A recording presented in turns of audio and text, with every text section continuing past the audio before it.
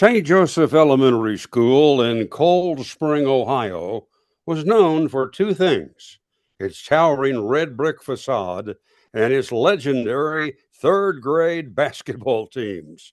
Both teams proudly bore the school's emblematic mascot, the Blue Jays, though in practicality they were often distinguished by the names of their coaches. There was Mr. O'Brien and Mr. Gray's team. And then there was Mr. Braun's team. Each group of boys was fierce, competitive, and determined to prove which Blue Jays reigned supreme.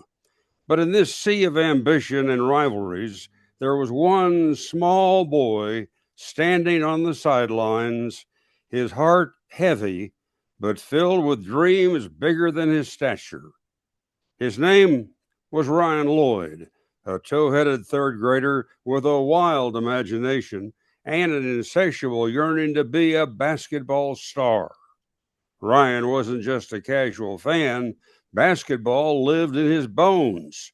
From the time he could first walk, or crawl really, he had been captivated by the game, by the swish of the net, the rhythmic dribble of the ball, and the way the players seemed to fly across the court like eagles chasing the wind. Every day after school, he would rush home, grab his worn out basketball, and practice shooting hoops in his driveway. His older brother, a towering figure in the fifth grade, was already a star player, and Ryan longed to follow in his footsteps. But there was one problem, and it was a problem that seemed to grow as Ryan did not. He was short, really short. While the other boys sprouted up like weeds, Ryan remained small, and it didn't go unnoticed.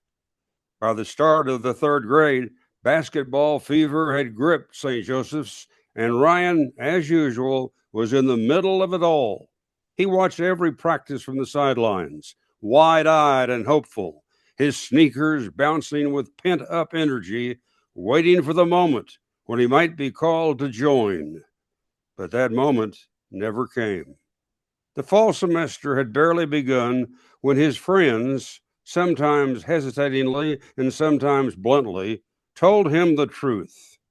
"You're just too short for basketball, Ryan." He was crushed. For weeks, Ryan lingered near the court, hoping for a second chance, but it didn't come.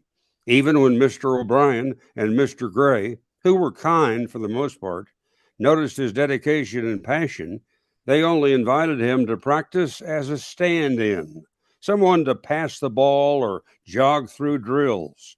They gave him the encouragement he craved, but without the real opportunity to shine. "You've got heart, Ryan," they'd say, "but you're just not built for the game." Ryan couldn't help but wonder if that was all he'd ever be, a fan, an extra, a boy who loved the game but never got to play. But his mother, even the optimist and always the optimist, would smile at him each evening after practice as if she knew something he didn't. "You keep practicing, honey. Just because you're short doesn't mean you can't make a difference." And practice he did. Ryan, each day after school, would shoot hoop after hoop in his driveway, working in his layups, perfecting his form.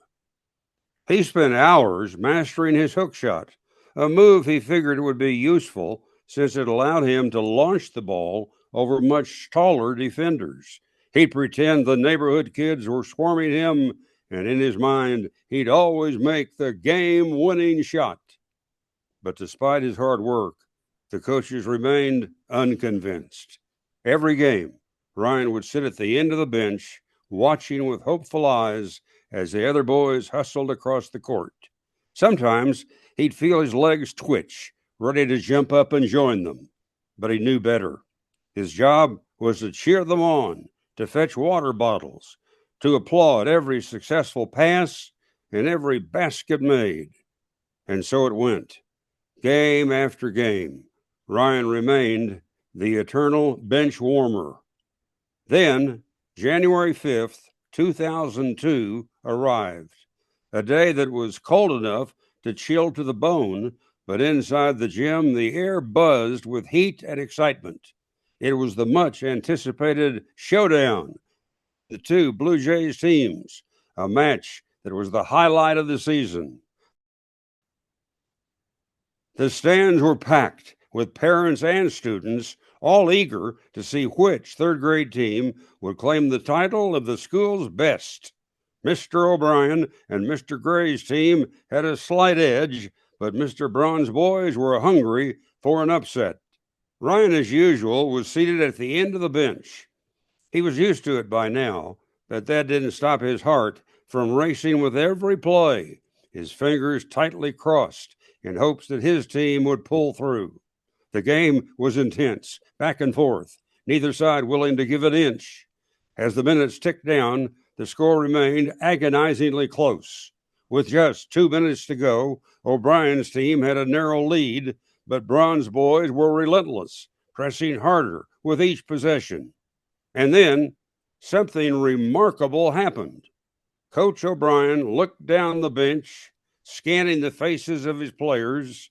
His eyes settled on Ryan, who was sitting there, half watching the game, half dreaming of being in it. "Ryan," O'Brien called, his voice steady but firm, "I'm putting you in." Ryan blinked, certain he'd misheard him. In the game? His stomach flipped as adrenaline surged through his small body. He was barely able to contain the grin spreading across his face. Finally, he was getting his shot. But then, just as quickly as the excitement rose, Coach Braun issued the final instruction. "Don't shoot, just pass the ball. Stay out of the way." Stay out of the way. Ryan nodded, but inside something stirred, a quiet determination that hadn't been there before.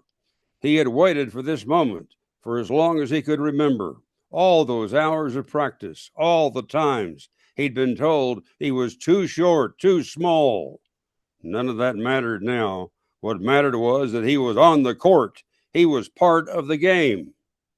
The whistle blew, and Ryan sprinted onto the floor, his heart hammering in his chest. He was supposed to stay out of the way, but how could he? The thrill of the game pulled him into the action like a magnet. Every fiber of his being was focused on the ball, on the hoop, on the chance to do something, anything, to help his team win. He darted in and out, chasing rebounds, looking for openings, but always remembering Coach's words, "Don't shoot." With just 10 seconds left on the clock, the game was neck and neck. Both teams fought hard for control, and the tension in the gym was palpable. Ryan found himself near the free throw line, scanning the court as the ball was hurled inbounds. Before he knew it, the ball was in his hands. Time seemed to slow as he felt the weight of the leather in his grip. The other team swarmed around him, arms flailing, trying to knock the ball loose. But Ryan's mind was clear. He wasn't thinking about passing the ball or staying out of the way.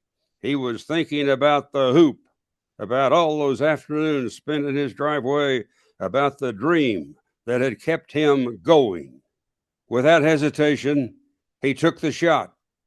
The buzzer sounded as the ball arced high into the air, spinning in slow motion. Ryan's breath caught in his throat as he watched it sail toward the basket. For a split second, the entire gym fell silent. All eyes on the ball as it descended, seemingly pulled by gravity and destiny alike. And then, with a soft swish, it dropped through the net. The gym erupted in cheers. Ryan stood frozen, his arms raised in disbelief as his teammates rushed toward him, their faces alight with joy. They hoisted him up on their shoulders, carrying him across the court like a hero. The game had been won, but more than that, something had changed. Ryan Lloyd, the boy who was too short for basketball, had made the shot that mattered most. It wasn't until the chaos died down and the crowd dispersed, that the revelation became clear. As Ryan was lowered back to the ground, he didn't leap up like the other boys.